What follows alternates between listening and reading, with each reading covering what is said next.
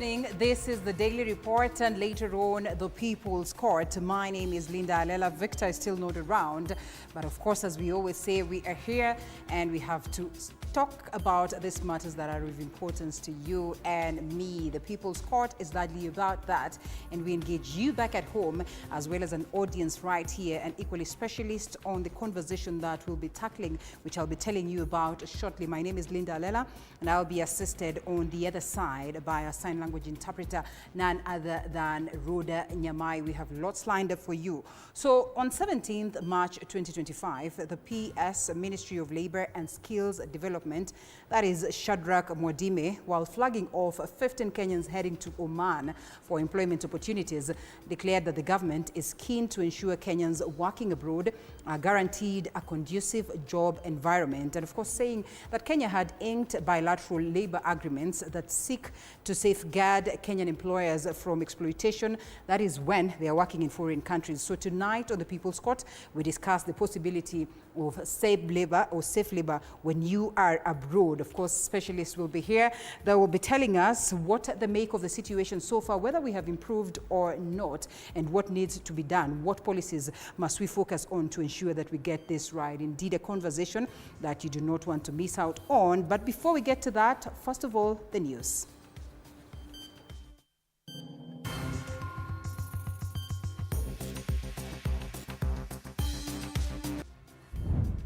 Tonight, President William Ruto has kicked off a crucial 5-day tour of the Mount Kenya region, where he is set to oversee the launch and inspection of several infrastructure projects. Na nyinyi msikuwe na wasiwasi. Hii serikali, mimi nauliza nyinyi watu wa Narumoru, hii serikali iliundwa na kura ya nani? Iliundwa na kura yenu? Hii serikali ni kweli ama si kweli? Ruto has made it clear to those eyeing the presidency that the road ahead will be anything but easy. And High Court has struck down the government's directive mandating parents to pay school fees through the eCitizen platform. Also tonight, the court has granted police an additional 14 days to detain 3 suspects involved in the brutal murder of Gaala, Aden, Gaala. They shall be remanded in custody at Wajir police station.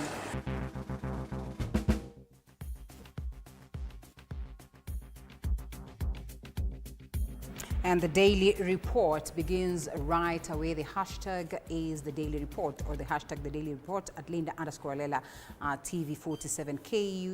Look at your comments as we continue with the broadcast. Now, President William Ruto recently dropped a political bombshell, revealing that former Deputy President Rigathi Gachagua had asked for 10 billion Kenyan shillings to push Mount Kenya politics in his favor. And now this revelation has sparked a heated war of words, with Gachagua and his allies firing back. Now, the former Deputy President has equally accused Ruto of being dishonest and even labeled his leadership as the biggest threat facing the country today. Paul Kirobi has details on that.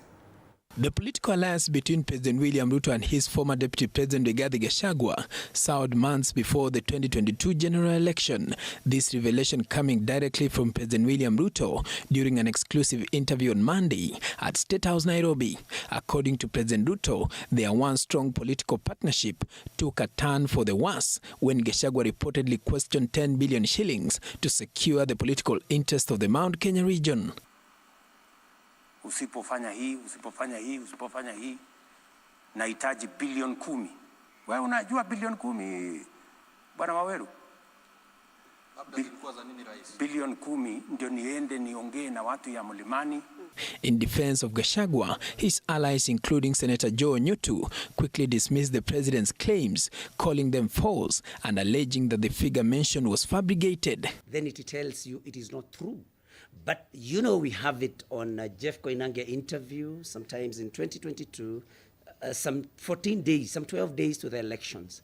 He said, there is an interview with Raphael Tuju, who said that William Ruto had demanded money in order for him to support Uhuru Kenyatta then.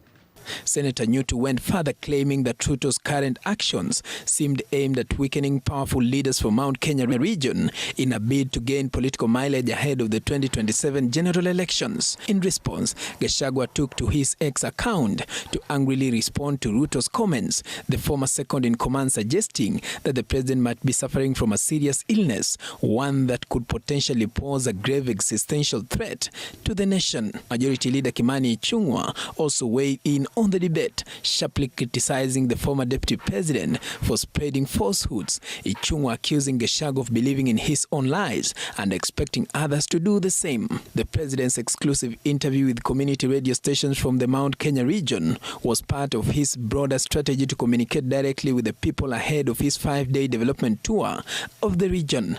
As the pressure mounts, Ruto's focus remains on quelling regional tensions and rallying voter support in the critical years leading up to the next polls. Paul Kirobi, TV47, Nairobi. And after being dismissed as chair of the National Assembly's Budget and Appropriations Committee, Kiharu Member of Parliament Ndindi Nyoro has received a strong defense from President William Ruto. The head of state praised Nyoro as an exceptional leader whom he has personally mentored.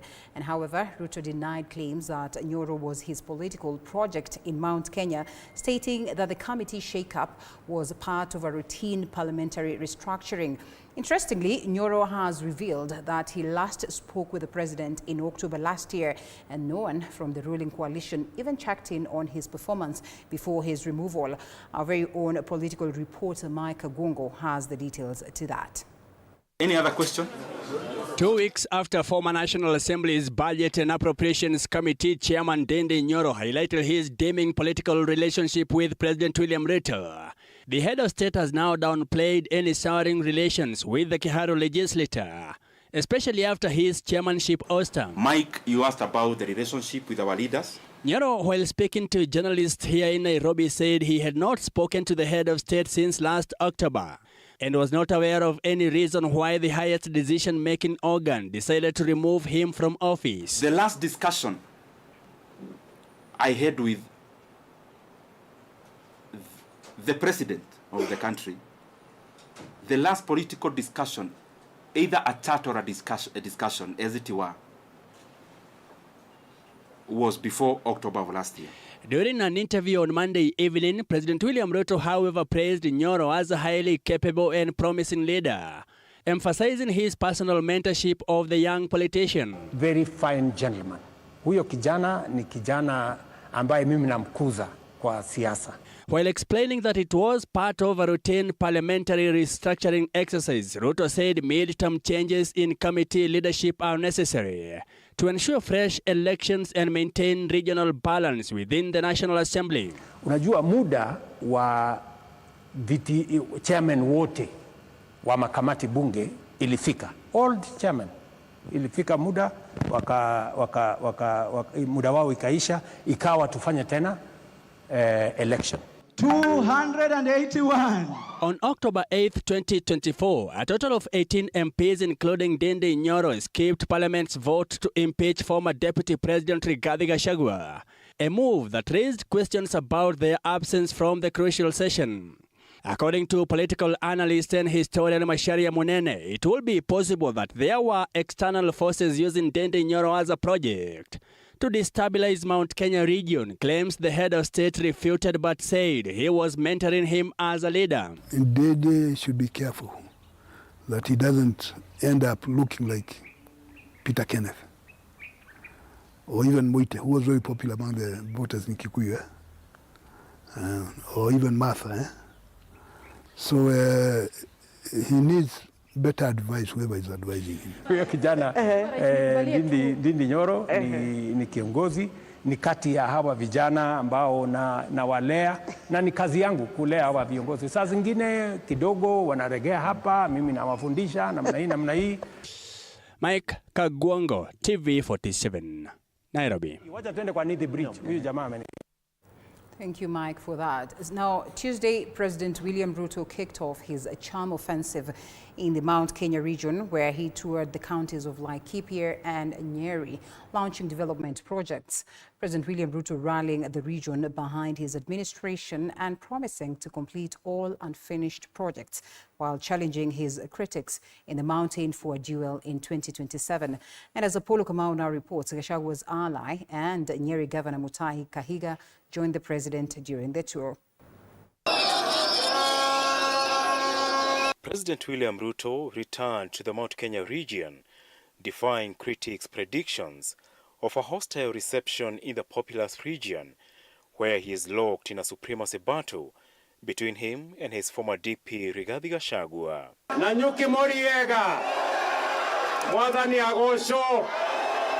Ruto, who launched various development projects in Laikipia and Nyeri counties, wooing the region back to government, saying he has never forgotten the region that voted for him almost to a man in the 2022 presidential election. Na nyinyi msikuwe na wasiwasi. Hii serikali, mimi nauliza nyinyi watu wa Narumoru, hii serikali iliundwa na kura ya nani? Si iliundwa na kura yenu? Hii serikali ni kweli ama si kweli? Hii serikali, niulize tena, hii serikali iliundwa na kura ya nani? Si iliundwa na kura yenu? Kwani nyinyi mnafikiri mimi ni wazimu nikasahau nani anisaidia kuunda hii serikali? Kazi ya msaidizi wa rais sio kupigana mamlaka na rais. Kazi ya msaidizi wa rais ni kumsaidia kukwamua masoko na barabara na stima na kusaidia wananchi wapate bei bora ya bidhaa zao. The president promising the region to complete all stalled projects by 2027, while challenging his opponents led by former DP Rigathi Gachagua to face him in the ballot. Hata mimi najua kuna kile kitu mimi nisipofanya, mimi najua vile mtafanya. Mimi mnanielewa? Kwa hivyo hiyo kazi mmenipatia, mtafanya na bidii, mtashangaa. Nyeri Governor Mutahi Kahiga, an ally of former DP Rigathi Gachagua, in a surprise move, praising the president during the tour. Tulikuwa tumekumiss kidogo na tulikuwa tumeanza kuingiza wasiwasi, lakini sasa umekuja na vipochopocho, umetuletea maendeleo na tunafurahi. With no hostility witnessed or shown against the president on day one of his tour, Ruto's allies slammed Gachagua for his unsuccessful attempt to turn the tables against the president during his 5-day tour. Na mwaka inabaki 2.5. Mimi niko na hakika mtihani yako tutaifanya miaka 2.5 ikiisha. Turudi hapa tuwaulize wale walisema tuko warogo, urogo iko wapi na ukweli uko wapi? Your Excellency, continue visiting this region. We welcome you. Hii ndio ile mlima ulisikia, na hii mlima inaitwa Mlima Kenya sababu ni ya Wakenya wote, na wewe peke yake, wewe ndiye rais wetu wa Kenya kwa wakati huu, na tutaendelea kufanya kazi na wewe, na Mlima Kenya iko intact. Apart from a few jabs here and there against his main opponent, former DP Rigathi Gachagua, President William Ruto, who has been on a charm offensive during day one of his tour, largely stuck to the development script amid questions whether his efforts will pay off. Apollo Kamau, TV47 in Narumoro, Nyeri County. All right, we shift gears away from that beat, and opposition leaders, that is led by Martha Karua, have raised significant concerns about the constitutionality and impartiality of candidates shortlisted for positions at the Independent Electoral and Boundaries Commission, IEBC. Specifically, Karua has questioned the eligibility of Joy Brenda Mdivo, citing her roles as chairperson of the United Democratic Alliance UDA Internal Dispute Resolution Committee, as well as chairperson of the Kenya Power and Lighting Company KPLC board. Now, these positions, according to Karua, raise serious questions about Mdivo's impartiality and potentially violate constitutional provisions that require IEBC officials to be neutral. Confronting the country as the socio-economic crisis worsens. The recruitment of the Kenya Kwanza regime that has clearly lost the trust and confidence of a majority of Kenyan people. So far, the shortlisting process has left out Kenyans with credible qualifications and experience based on our assessment over the 1,400 who applied for positions. And it happened the same way with those who applied for chairperson.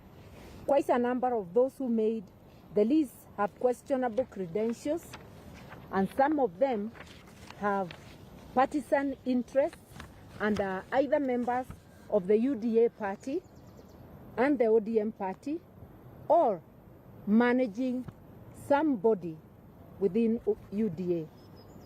There are serious allegations of integrity and grave inherent conflict of interest. A number of the selected applicants are members of the executive structures of UDA and ODM and have in the last 3 years been beneficiaries of skilled public appointments by William Ruto and some by Ms. Odinga.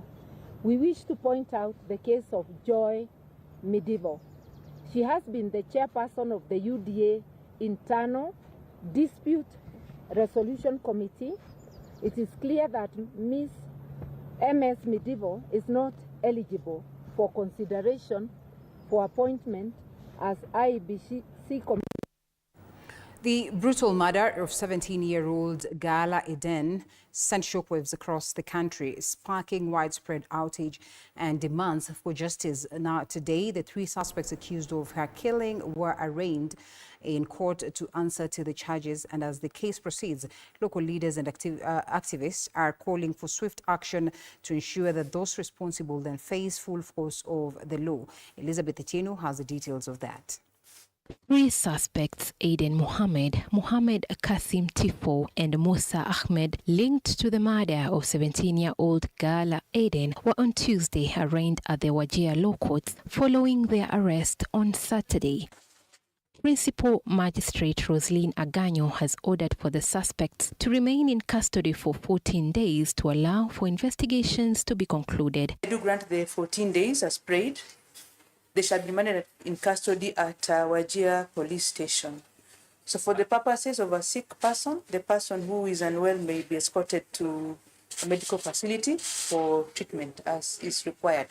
Identification officer alisema hii kesi iko kati ya Hadado, Habasweine na huko mahali inaitwa refugee camp. So na wakati alisema mvua imenyesha, kwenda huko na huko itakuwa ni muda. So aliomba mahakama imbe muda. Addressing members of the press, local leaders led by Wajir woman rep Fatma Jeho and a group of activists have strongly condemned the incident, pledging their commitment to seeking justice for the deceased. A girl who was 17 years old, not ready for marriage, was given out to a 55-year-old man. A man who ought to have protected her took her life. We have heard stories that there is an element of masala which is going on.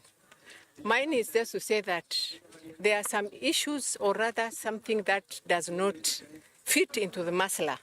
Even the parents, they have played a role. They have contributed. So we also condemn them. I want to send a message to the county commissioner and his administrators in the field to at least have their eyes on the community and be able to, arrest people who marry off young girls. The late Gaala was a refugee and had been transported at night from the Dagale refugee camp to Wara village in Habaswein to be married off to a 55-year-old Mohammed Kasim Tifo, whom she had rejected. The alleged husband and his relatives are said to have orchestrated her murder, whereby she was subjected to severe abuse before she was brutally murdered and her body burnt beyond recognition. Elizabeth Atieno, TV47. Without doubt, justice for Gaala is critical. Now, the High Court has ruled that the government's directive requiring school fees to be paid through the eCitizen platform is unconstitutional. His judgment, Justice Chacha Mwita, that is in his judgment, sided with a petition filed by Nakuru-based activist Magare Gikenyi and the Law Society of Kenya, who argued that the policy lacked proper public participation and stakeholder involvement. The court also raised concerns about the transparency and accountability of the platform, questioning just who collects the funds and where they are deposited.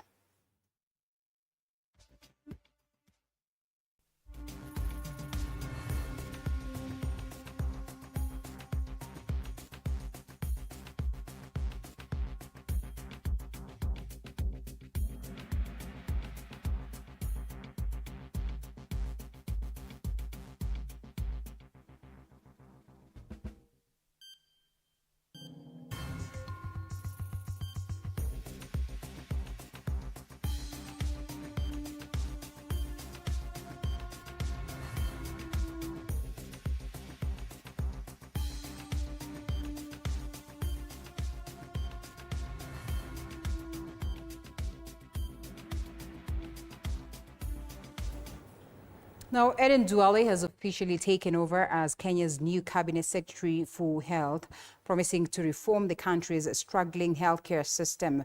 During the handover ceremony at Afia House, Duale vowed to push through long-standing challenges that have hindered progress in the ministry. He also responded to critics questioning his qualifications, insisting that he is fully capable of leading the health docket. His first order of business includes settling pending claims and increasing ICU and HDU bed rebates. And Sheila Chilangat has details of that. All eyes are on this man, Aden Duale, as he takes the reins of the Ministry of Health, a ministry that has been at the center of several storms, from the several health workers' strikes, implementation challenges with the Social Health Authority, and even to the achievement of universal health coverage in the country. 6 months into the rollout of the Taifa Care, there is a growing scrutiny, and rightfully so. In his ambitious plan to revive Kenya's ailing healthcare system, Duale has pledged to have SHA claims settled by the 14th of every month. ICU and HDU bed rebates will increase to 28,000 Kenyan shillings per day, while cancer patients will receive up to 550,000 for treatment effective today. If you are in this ministry and you want to work for your personal interests, then today is your last day here. You have to choose between whether you want to work for your personal interests or you want to work for the national interests. Critics, however, have been skeptical of his understanding to be at the helm of this docket. Duale today shutting down the naysayers while he defended his ability to steer the ship. Only 2 doctors served at the top leadership of this ministry. Professor Anyang' Nyong'o was the Minister for Medical Service. Beth Mugo was the Minister for Service. My good friend Kagwe was the Minister. They were all politicians. So those who are there, they have other agenda. However, his first day in office was not all rosy, as UHC staff workers staged a protest outside MOH, demanding for their absorption on a permanent and pensionable basis, as well as gratuity for the period they have worked. Nimesikizana na hawa, tutapata suluhisho, tutapata option. Baada ya wiki 3 tutakaa chini na hawa, tutaambia hii ndio maneno na hii ndio tutatatua, na nyinyi, I want to assure you an amicable solution. Aden Duale's tenure begins amidst turbulence, mounting public pressure for reforms in an ailing healthcare system. However, he assures Kenyans that he will rise to the occasion. Sheila Chelangat for TV47.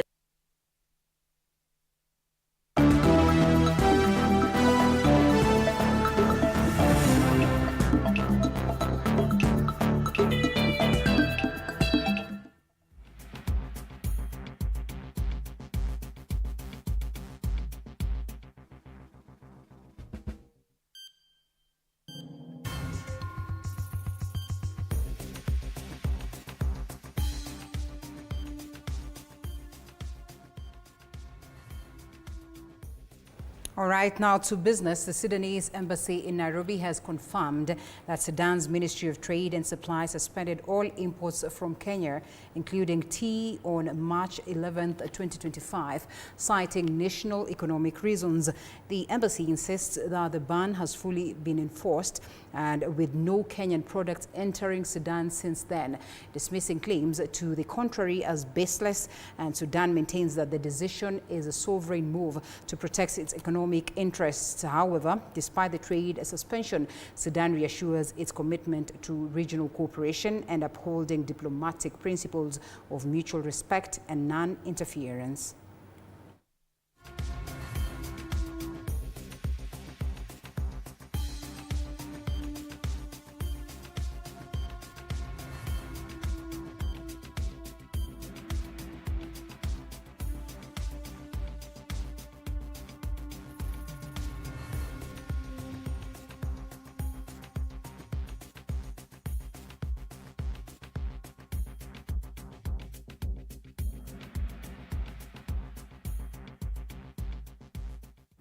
Now, the Kenya Agriculture and Livestock Research Organization has unveiled a new potato variety, that is IG70, which is expected to significantly boost production.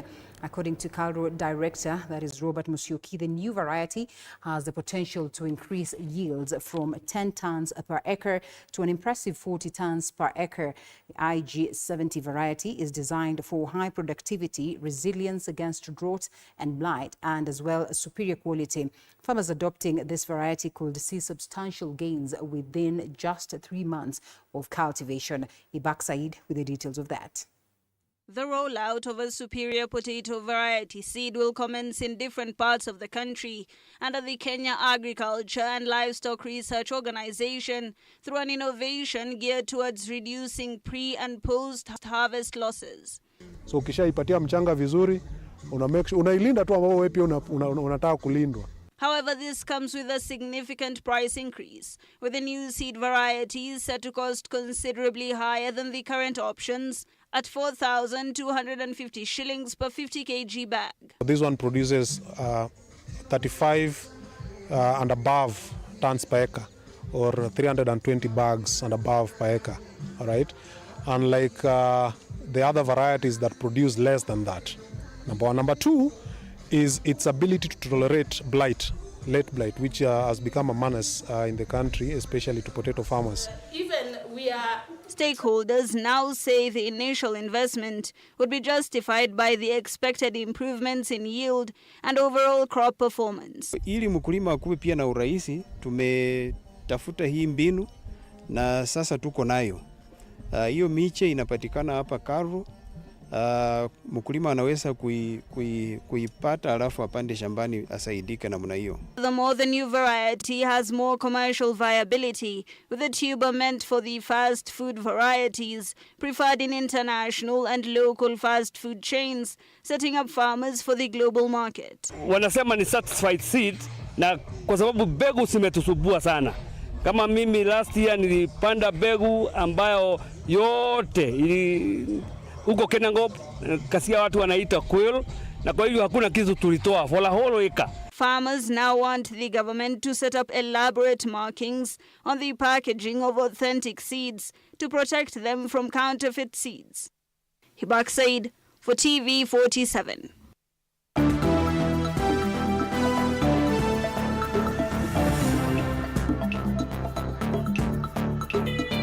Sports news brought to you by Maybet. Join Maybet leo upate free bet papo hapo. Fanya hivi, chagua home team to win, yani number 1, au draw X, au away team 2 kwa game ya siku ya free bet. Weka namba yako ya simu, weka password ya account yako. Chagua submit free bet. Utapata free bet kwa account yako ya Maybet. Usisahau kuverify account yako. Kama hutakuwa verified, utapoteza free bet yako after 2 days. Betting is strictly for 18 years and over. Play responsibly. Terms and conditions apply. BCLB number 0000578. Maybet na minia na najishindia. Pesa inavutia. All right, we now get sporty, and Kenya under-20 head coach Salim Babu has unveiled a 35-man provisional squad for the upcoming under-20 Africa Cup of Nations that is set to begin on April 27th, 2025 in Egypt. The squad announcement follows a series of scouting camps aimed at selecting the best young talent from across the country. Now, from an initial large pool, Babu and his technical bench have narrowed the list to a balanced mix of local and foreign-based players. And among the key returnees from last year's CECAFA qualifiers squad are team captain Amos Wanjala, Manzoor Okwaro, Baron Ochieng, Aldrin Kibet, Tyrone Kariuki, Kelly Madada, Andreas Odhiambo, Kevin Wangaya, as well as Hassan Beja, Ezekiel Omuri, William Getamu, and Louis, that is Ingavi. Kenya has been drawn in Group C, where they will face a tough challenge that is against defending champions Senegal, Zambia, and Sierra Leone. For so good, most of the players tumekuwa pamoja. There's that bonding, there's love. I think all the players are ready, the coaches and all other the technical bench staff. Kila mtu ako ready, and I think tunaweza expect good results. Na tunaweza tuenda kurepresent country yetu poa. We improve on our scoring. We've done 2 friendlies against we did against Bidco. We didn't score a goal. We did against City Stars. We did 2 goals that again we conceded 2 goals. So we really need to score goals. The team is playing very good football, but now playing without scoring doesn't add it up. So we think we really need to work on our scoring. Our defending also is not that good because, again, looking at the friendlies that we played, we still conceded 2 goals. So overall performance of the team, I think we really need to work on all the team functions. Now, the Kenya Under-17 women's national team, Junior Starlets, is set to face Morocco Under-17 in 2 high-profile friendlies as part of the preparations for the FIFA Under-17 Women's World Cup qualifiers.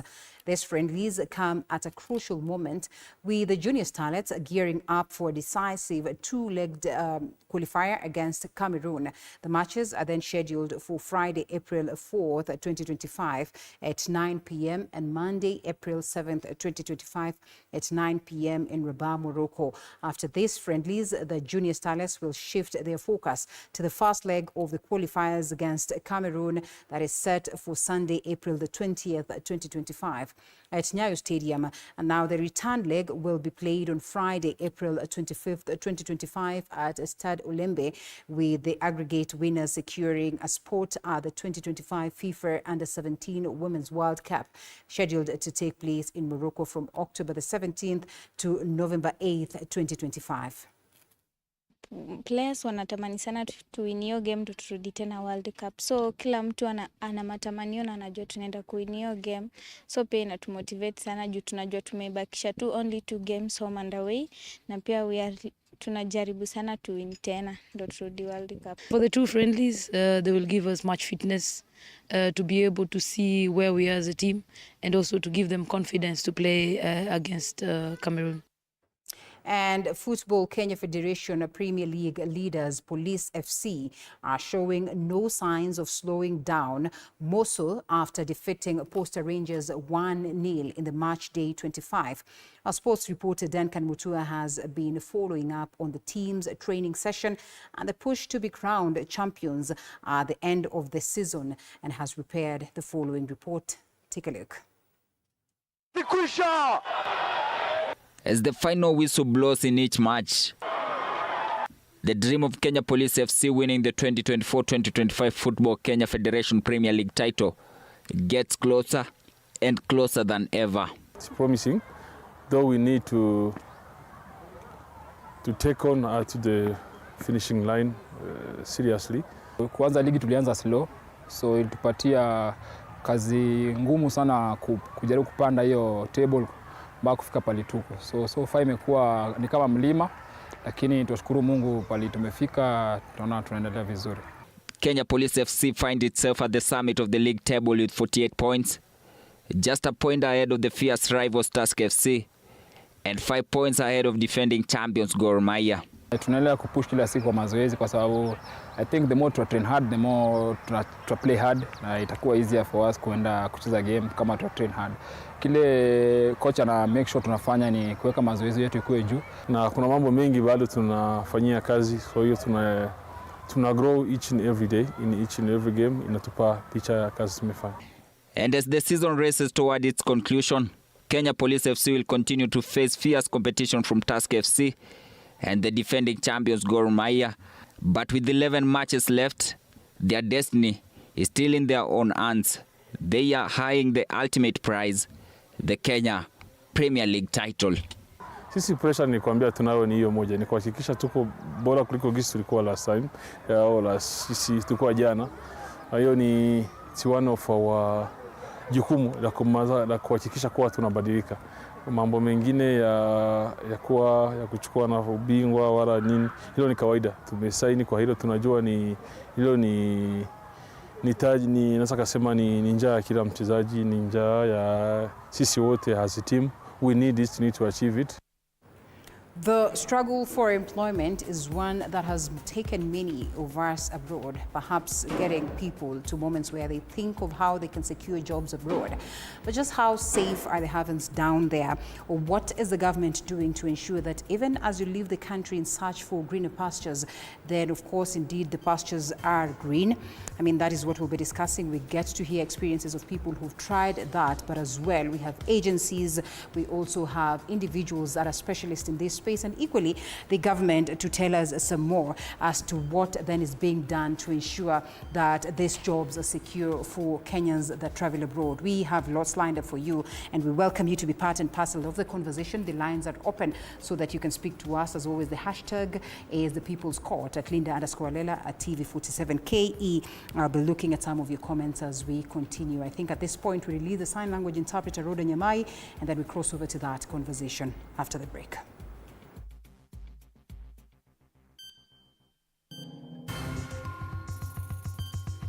Coming up after the break, what steps is the government taking to ensure Kenyans working abroad are guaranteed safe, fair and conducive working conditions?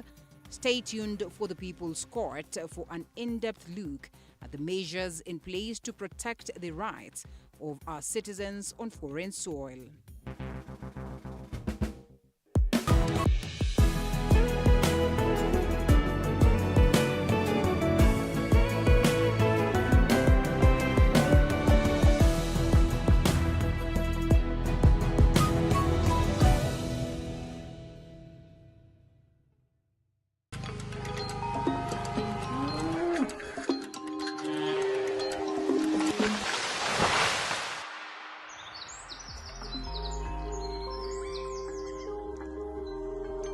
Our world is changing every day, and so should we, for the better. Each week, we tackle the big why, the question that should be on everyone's mind.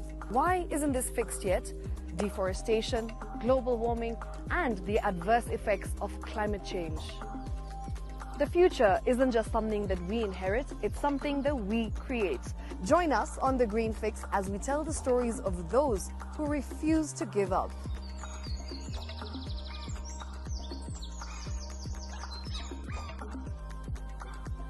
When it comes to fixing the planet, there is no time to waste. Join me, Shiksha Arora, on Thursdays at 9 p.m. on The Green Fix as we look into the big why, you and I.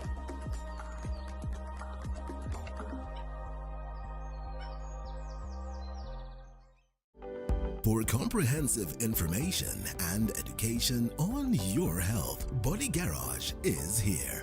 Don't allow anyone to pluck out your good tooth, as long as it is strong and stable. Cancer doesn't start today and you get the symptoms tomorrow. By the time you pick it or the time it is manifesting in you, probably will be there about 5 to 10 years. The eye is the window to the rest of the body. Don't forget to stay hydrated. And of course, you at home do take your water. So the ultimate test is actually you check your urine. Your urine should be clear. Clear like the water? Yes. Should be able to see the other side of the urine. If your urine is colored or has changed color, you cannot see the other side, then you have not taken enough water. Don't forget regular health checkups. Early detection saves lives. I want the message be we can prevent cervical cancer. We prevent cervical cancer in several ways. You have young girls and even somebody who's above that age, you can pay at least every 3 years. Somebody should have a pap smear done. If you are 40, 45, 50 going upwards, once a year, please go see a doctor. Yeah, it's just for normal routine maintenance.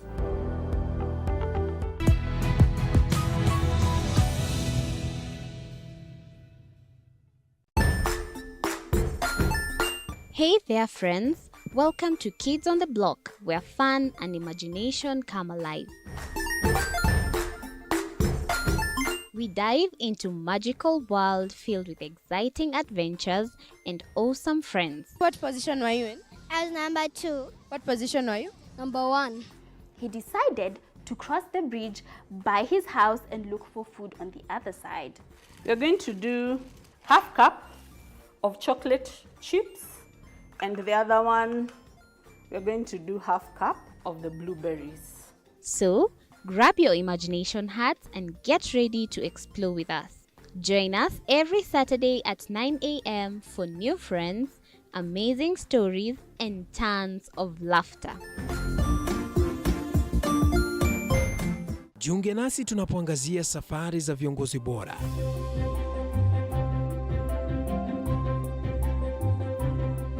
Kutoka kwa ushindi mkubwa hadi masomo magumu. Wakati wetu kwamba wasichana si wa kusoma, ni wa kuolewa, ng'ombe ipatikane, wazazi wakuwe watajiri. Tunashughulikia yote.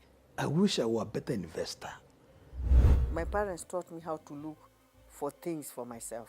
Tazama Mfahamu Kiongozi, ambapo kila kipindi kimejaa maarifa, mikakati na hadithi za kukuza azma yako. For me to succeed, I have to fight. Kila Alhamisi saa 1:30.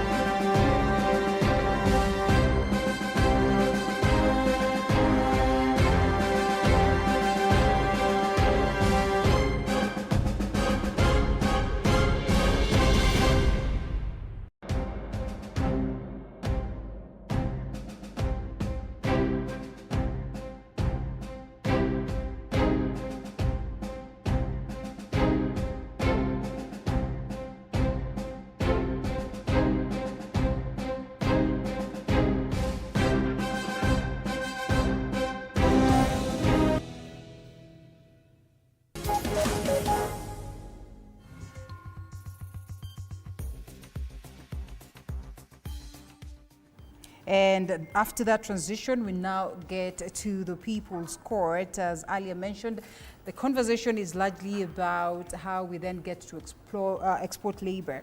But of course, even as we have this conversation, we realize that this is a market that really we can't fight with, in as much as for the longest of time, people have attempted to do that. And therefore, I mean, instead of fighting the market, I think the most noble thing to do is to make sure that it is well streamlined for purposes of making, you know, the grounds that our people or our youth or people from Kenya are landing, then they are safe grounds for them. And of course, as we get to this conversation, we open the lines for you to interact with us. As always, the hashtag The People's Court at Linda_Alela TV47 KE, the SMS short code running down on your screen. As I mean, the SMS short code as well as the WhatsApp number. You can call us live. You can drop your messages. We'll be looking at them as we continue. On this side of the People's Court, or on this side that I'm in, we have right next to me Moses Adala. Moses Adala is the CEO of Competitive Manpower International. Of course, they work with people locally and as well internationally to ensure that there's that export of labor. And of course, he'll be weighing in on this. Perhaps, you know, we get to grill him some more as to how,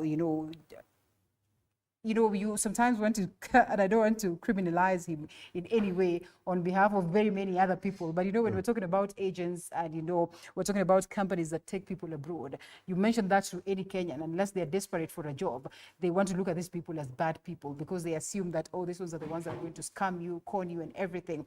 We definitely are going to question him or put him to task to speak on behalf of the other agencies that are clean agencies. We also have AG Secretary, that is the Labor, Migration and Management, State Department for Labor and Skills Development, Joel Mwanzia. Thank you so much for creating time once again, sir. And we also have Ms. Sabina Acheng, who is the International Development Practitioner, that is KDA Secretariat, Kenya Diaspora Alliance, right? Yeah. Asante sana for creating time. Most of the people who travel abroad actually are, persons, or most of the people who are in diaspora, people who probably traveled abroad in search of jobs, and maybe they were lucky enough to get married, lucky enough to get citizenship, lucky enough to get, permanent jobs, and they have settled down. The remittances that they make to the country is massive, and we must appreciate that. But I'm sure that those ones that work abroad really continue to struggle. And sometimes you as an alliance will always get complaints and requests of just trying to come up with policies that will streamline this. What is the situation like today vis-a-vis, say, 2, 3, 4 years back? Thank you so much, Linda, for that amazing question. I'm happy to be here. And it's an absolute privilege to be able to be on this panel as well as the audience. Yeah. The Kenya Diaspora Alliance is an organization that focuses on Kenyans living abroad, working, or immigrants. And it has a nominal membership of 300,000. So, of course, I must mention that we're not working with the entirety of the Kenyan population outside. But what we do have is data that shows us that there are remittances that are being brought back home. Presently speaking, I believe we're standing at 640 billion. 640 billion is an amount that needs to be included. It has to be talked about because it represents people's efforts. It represents Kenyan spirit of resilience, but most importantly, it speaks to the present economic situation. And I would also like to point out that the matter around people moving abroad is not just limited to, taking a flight and saying, I want to live abroad. It encompasses the labor and what that entails. And just to kind of touch on to what Linda has asked me, I think it's important today, and I'm looking forward to flesh out the ideas that are coming out. And one of the themes that I'm hoping will come out through the audience and conversation would be that of transparency and accountability. Because if we're talking about 640 billion, but at the same time we have an economy that is not necessarily streamlined so that people are confident to remit back knowing that their money will work for them, then this is a conversation worth having, and I'm happy to explore this. And even as we seek to see the money, coming back home and these people well appreciated, what are the situations like for them that are actually working abroad most of the times? What are the complaints, or what are, the good reports that would come in? And that in this case, then you probably want to look at the different countries. So, of course, like I mentioned earlier, we are not going to focus on specific countries, Okay. but we do have data that covers the 300,000 nominal membership, right? And so one of the things I think that comes across that is so pertinent is the idea of human dignity. Now, when we focus on, unfortunately, the Arab circle, so to speak, so we're talking about Oman, Saudi Arabia, and so on and so forth, the stories that are coming out of there are bringing in the question of human dignity. We are looking at Kenyans who have high levels of literacy. We're not talking about people who are not educated.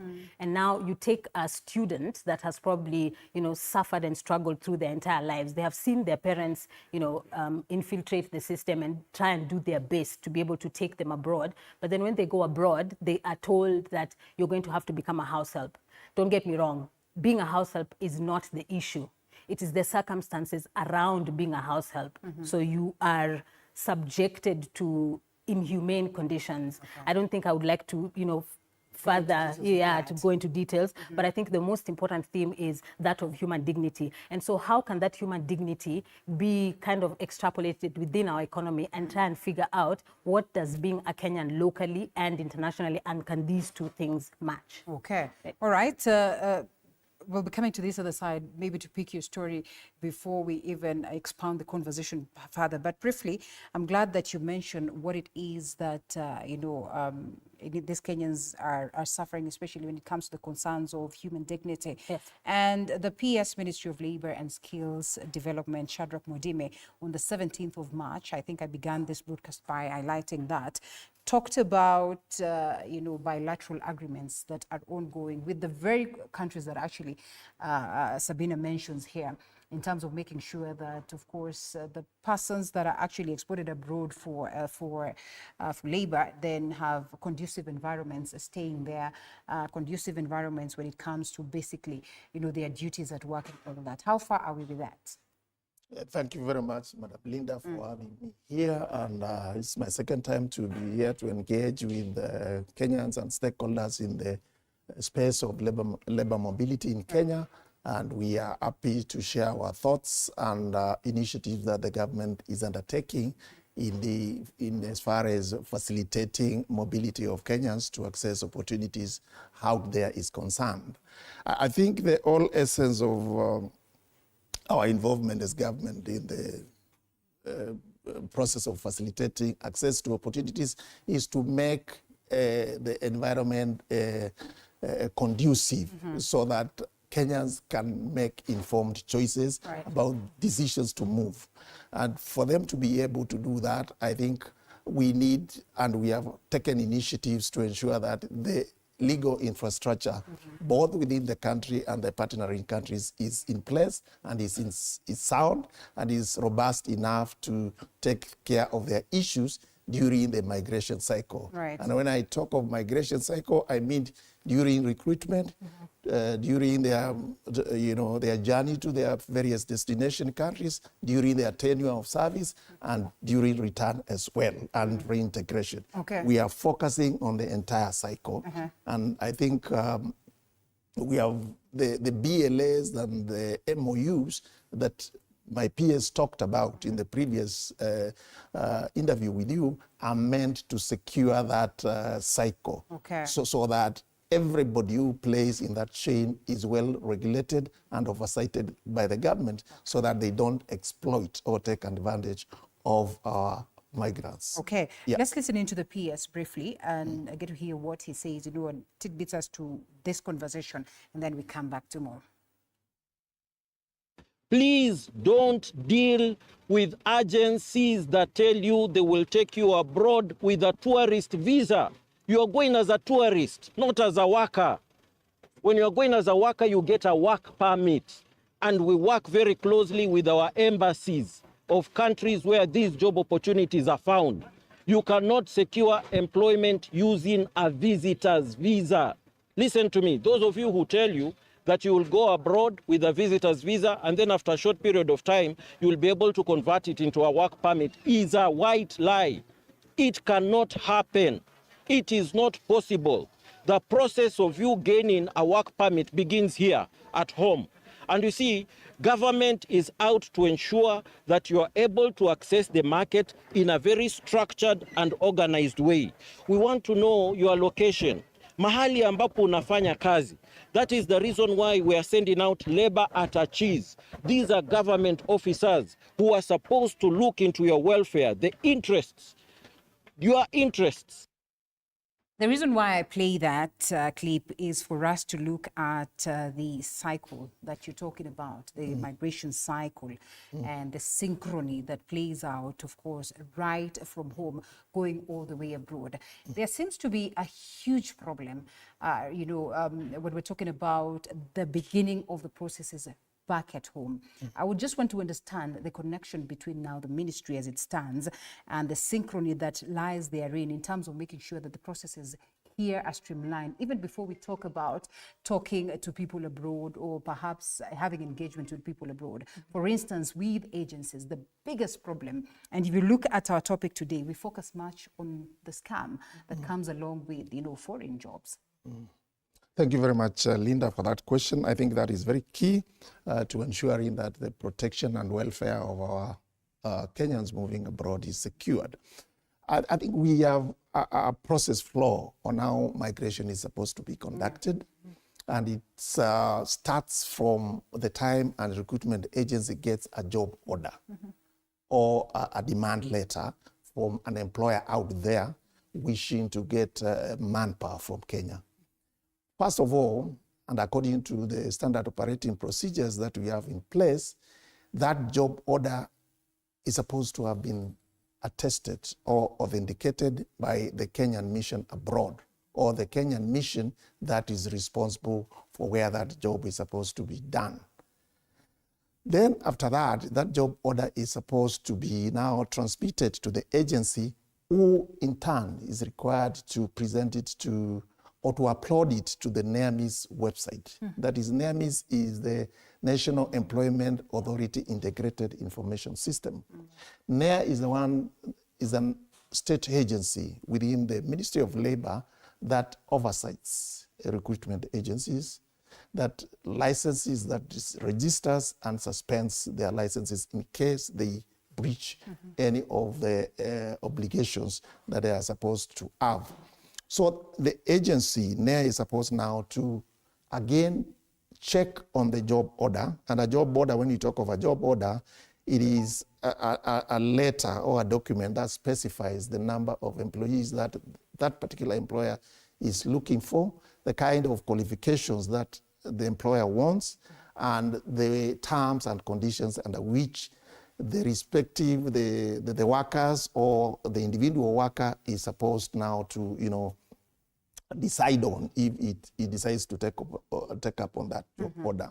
The role that NEA, does with that document is to ascertain that the terms and conditions offered therein are fair and are above what that migrant will ordinarily get in Kenya and are competitive in terms of the job market of the country of destination. All right. So once they satisfy themselves that the terms are okay and that the recruitment agency in Kenya is properly licensed, the employer in the country of destination is a legitimate employer, because the embassy is supposed to also confirm the credibility of the employer and whether it's an employer who has had previous experience of exploiting Kenyans or even other foreigners, and whether that employer is in good standing with local authorities in that country. Then NEA now gives permission to the local agency to proceed with an advertisement, recruitment, and selection. Okay. Yes. I am curious just how prevalent the cases of scams are, or scamming is, and perhaps just to briefly loop you in, where do you suppose lies the gap? Because I remember the first time I wanted to host Moses, and there was a lot of fear, and there still is. Most of the times you don't have the confidence of bringing agents that take people abroad, because you could actually have a conversation, a very nice conversation with them today. The next thing, you go online, oh, scam, oh, they took this money away from me. And so there's always that fear. So the first time I invited him for an engagement, I think he came with all the certificates of his agencies, and he literally made sure to convince me that his is a legitimate entity. But I mean, with all these cases of scam, then it paints an entire ugly picture of the entire basket. Like they always say, one rotten potato, basically, every other potato in that basket is considered rotten. Where is the gap when we're talking about making sure that this is streamlined, when you're talking about offering or issuance of licenses of, holding these agencies in the country? Do you suppose that NEA falls at some point, or perhaps it's just something that is not being handled right? I think, thank you for having me. Karibu. Where the gap is one, we've failed to understand the difference between an employment agents and a travel agents. Okay. That's one. All right. Two, on the side of the government, allows actually foreigners to come and recruit in Kenya, take people, maybe get somebody who is not even licensed, gets them on street, says, okay, I have job like this, help me to recruit. Okay. They recruit, they scam people. At the end of the day, all the blame games goes to agencies. The agents. Okay. But the registered agencies, we are guided by NEA. Anything you do, any mistake you do, you are scrapped off. Okay. You are punished. Actually, when you look at the NEA portal right now, we are around 1,200 registered agencies. Yes, but those with active licenses, we are about 500. We are about all the 700 plus. They did one mistake or the other, or some are in the process of renewing, so they cannot operate. You cannot operate when you are not properly licensed. But the scammers are all over. And I think I'm happy that we have also the government with us here. I think the issue of visit visas, those are not given out by agencies, are given out by travel agencies. Two, they're also given out by foreigners. When we look at the airport, our airport is a conduit for smuggling, whereby anybody, even you, Alela, you can hire somebody and take abroad actually. As long as you have something little at the airport, they will clear you. And when the other person reaches the other side, you will not be in the picture. They will say the agents. And you see agents are seen as people who are really crooked, but it's not the case. It's not the case. And of course, we'll be coming back to you, Senior, to tell us why is it that we continue to have these gaps not sealed? Why is it that we continue to see all these scam cases going on in the country? I mean, if we have, institutions that are mandated to make sure that, of course, there is a tight way of operation, in the country. But before then, let's get to hear by Kenneth. By Kenneth is an MCA aspirant of Ganga Ward. And of course, he gets to share his experience. Have you experienced fraud, or perhaps yours was a smooth ride? Maybe we begin your story pretty much brief. Thank you. You can stand up. Do we want it? All right, please. Tafadhali.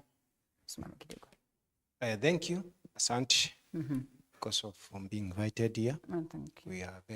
I'm very grateful. My name's Kenneth Mbaya. I was an aspirant 2022 in Ganga Ward, Tharaka County. Bado utaendelea ama 2027, I won't be there still. All right, all the best. Tapambana. Good. After election, I decided to just go abroad for a moment. So last year, I paid one agency by the name Trust Being Verified Agency. They required, to go to Europe, they required about 350,000, but you pay a down payment of 250,000 and above. And you can confirm that you did make the payment? Yes, I have the receipts. You have documentation, receipts, and all that? So when I paid, I paid around 240,000, and my friend paid 200,000.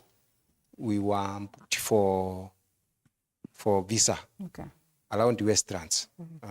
There is a contracted company by a Belgium company, because we are supposed to go to Luxembourg.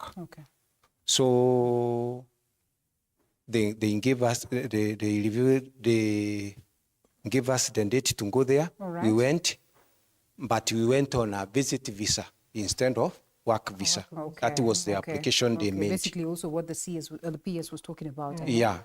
So after going there, after 2 weeks, our visa we were not approved. Okay.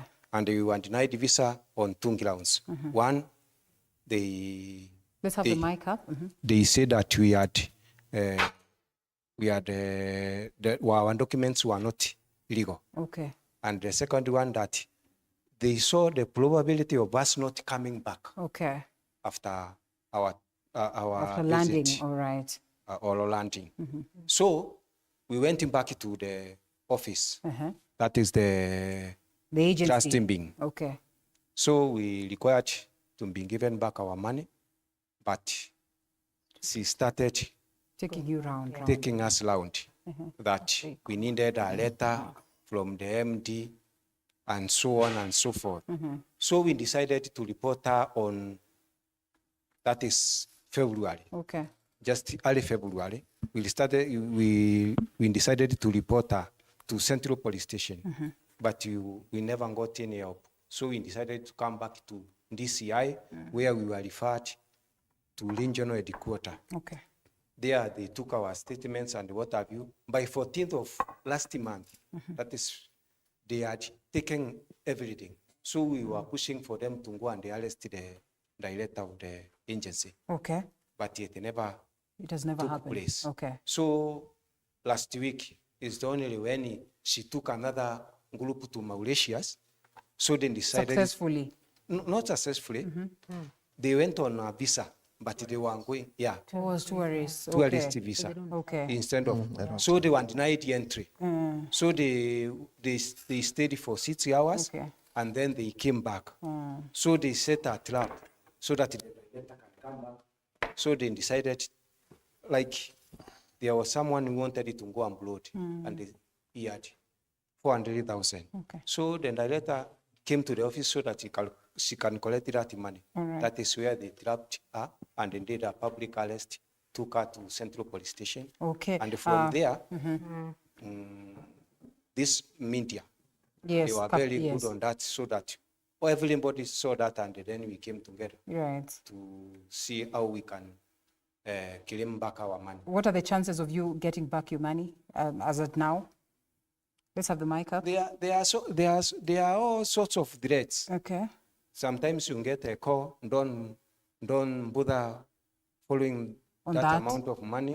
Even those who are taking statements from us, some of them are telling us that this money will not be gotten. But we are very grateful to NEA director, Mr. Njue.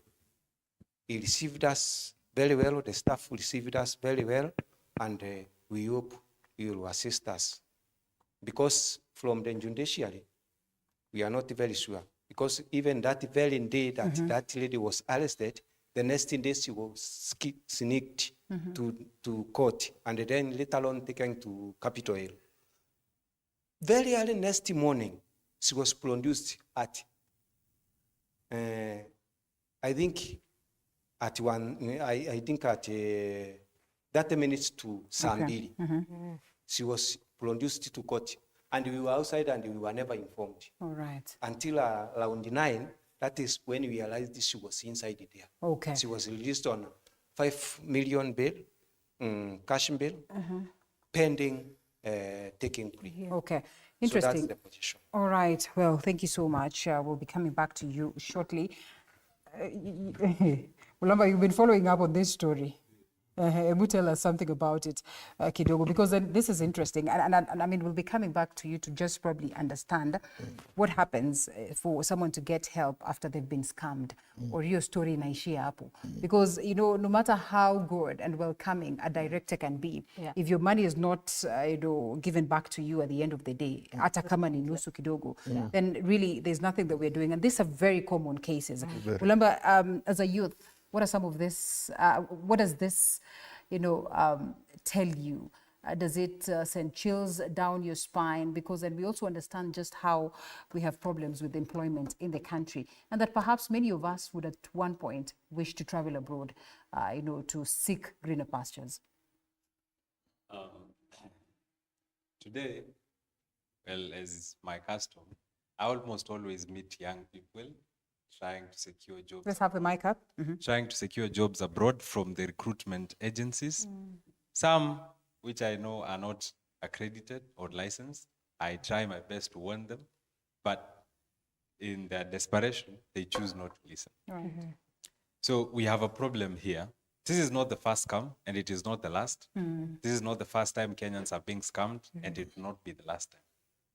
The pressure from family and the pressure from ourselves as young people to try and provide for ourselves and our families is pushing people to the last resort. Correct. The economic hardship that we have in this country, coupled with an unemployment crisis, has pushed people to the wall. Need I mention that in this desperation, Kenyans do not do their due diligence on most of these agencies. There is a sound procedure and process on how to verify an agency, on how to do your due diligence before you travel with an agency to work abroad. But most of the Kenyan people do not follow this through. I'll play the devil's advocate. Squarely, I'll play the devil's advocate and perhaps talk about that girl who's coming from the rural area and really, like you rightfully say, the pressures of life are getting you to that space. And, the only thing you can imagine. And most of the times you actually talk to these people, they will tell you so-and-so from my village was taken with the same agency successfully, they're working and all that. Then, boom, comes in the element of scamming. I mean, is it for Kenyans to strongly do their due diligence, or perhaps for the government to, as well work so hard on the element of civic education, so that people are constantly reminded of the possibilities that of being scammed, even at those rural levels? this is a multifaceted problem. I started with the problem that is Kenyans. Okay. And I will go to the problem that is the Ministry of Labor, the Ministry of Foreign Affairs, and NEA. Okay.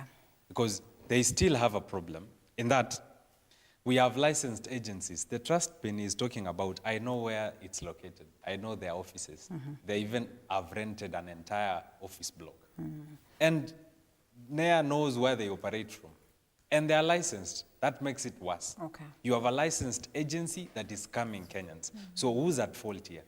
The ministry is at fault. NEA is at fault. Why are these agencies allowed to work and allowed to continue scamming Kenyans from one scam to the other? Because Rish Kamuge, who is the CEO of TrustPin, has scammed Kenyans severally. This is not the first time. But and she of course, always gets away. we're not here in the business of character assassination, but of course, if this is in the public domain, it must be mentioned. it is in the do not public belabor on that. Yes. So, as I was saying, we have a problem in the ministry in that the ministry has licensed agencies that are still scamming Kenyans. I would understand if an agency is not accredited and it is not licensed, but it is scamming Kenyans. I cannot understand that a licensed agency that has scammed Kenyans before still is scamming Kenyans in 2024, and the ministry is doing nothing about it.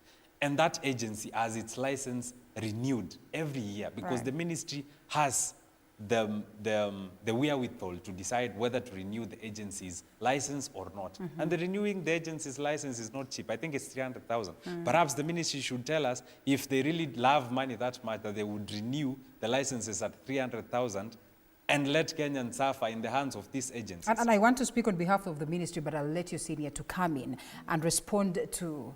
As I finish. Okay, make it very brief. Yes, as I finish, I would also want to apportion some blame because there's enough blame to go around to the recruiting agencies. Because these recruiting agencies are run by people. They are not run by robots. And they are run by Kenyans, most of them. They are not run by foreigners. You, as a Kenyan citizen, are running or is running an agency that is scamming Kenyans, but your conscience allows you to continue doing that. Okay. How shameful of you, how morally reprehensible of you. All it is a situation that is not precedented. Okay, so just how systemic, or what are some of these systemic gaps that we would look like at to say that, these are the very same ones that are actually enabling, labor export scams that we continue to witness in the country. I know we're going to talk about the economic conditions and all that. Those ones are there. Those ones will always be there. But there's systemic gaps. And perhaps this would boil down to the Ministry of Labor. I mean, why do we still have these ones? Thank you very much. And I recognize the comments that have been made by, what's your good name? Mulamba. James Mulamba. Yeah, I think you are spot on. The problems and the challenges are multifaceted, and that explains the gaps that Linda has highlighted. There is work to be done, and that's why, in the wisdom of this government, new institutions were created in 2022, one of which was the directorate which I'm currently heading, the Directorate of Labor Migration Management, because it was noted that every government agency prior to 2022 was doing their bit without the other one knowing what they were doing. And the migration process was not integrated, coordinated, and seamless. So unscrupulous people used and have taken advantage of Kenyans in the process. So we were created to ensure that there is coordination between MDAs involved in the business of migration across government ministries, because migration work is not only done by the Ministry of Labor, but Ministry of Foreign Affairs, the Ministry of Interior through the Directorate of Criminal Investigations, the Immigration Department as well, both in the processing of documentation and the clearance of migrants at the airports, the embassies in our various destination countries, and even other stakeholders outside government, that is the private recruitment agencies, training institutions, training providers, and so forth, and even embassies locally here. So that space is what we were given to coordinate and oversight as the Directorate of Labor Migration, and as well as also ensure that there is protection. And we ensure protection through agencies or units that we have created since our establishment, one of which is the One-Stop Shop Center, which is a unit that has officers from all the agencies within government who have a role in migration management and migration coordination. DCI, NITA, NEA, Ministry of Education, Ministry of Foreign Affairs. But just how much noise is being made to enlighten Kenyans of all this information that you're talking about? Because this is an area that requires for constant reminders, for constant, advertisements, for constant, civic education revolving around that. And maybe even as you ponder on that, perhaps just to loop you in, or briefly to loop you in, what role does the Kenya Diaspora Alliance then play in terms of making sure that, the persons that are staying abroad are protected, but equally the persons that are looking forward to transition to staying abroad and working abroad then are equally protected in Synchrony? I think a lot of publicity, if anybody is scared to listen. Senior, let's allow her to come in and then we come to you. Yes, because then it's largely about the Diaspora Alliance. Yes. Yeah. I think this is the perfect part for me to answer, because I was just going to literally come up off of what James has said. If you listen to his incredibly powerful speech, so to speak, he mentions about something that ties in with what I started with. I started by saying the importance of transparency and accountability, right? And so the role of the diaspora here is we have to look at it within the context of them being observers into the economy. Like I mentioned, they are the investors, so to speak, with the 640 billion, right? So they're aware constantly through the media and also through observation as well as participation, whether intensely or through the visuals. And they can be able to understand that there's something wrong in the economy where a particular group of people can come together and decide that despite the glaring gaps in poverty, youth unemployment, as well as all the vices that are attached to that, there are people that are seeking to continue taking advantage of that. As observers, the interpretation from their side is this is probably a societal problem. in terms of our lack of ability to take responsibility and accountability, not just as a citizen, but most importantly, as an individual. So you're not just a Kenyan because you're running a business. You're running a business, yes, but you're also contributing to that economy, which means you have some form of social contract between these two.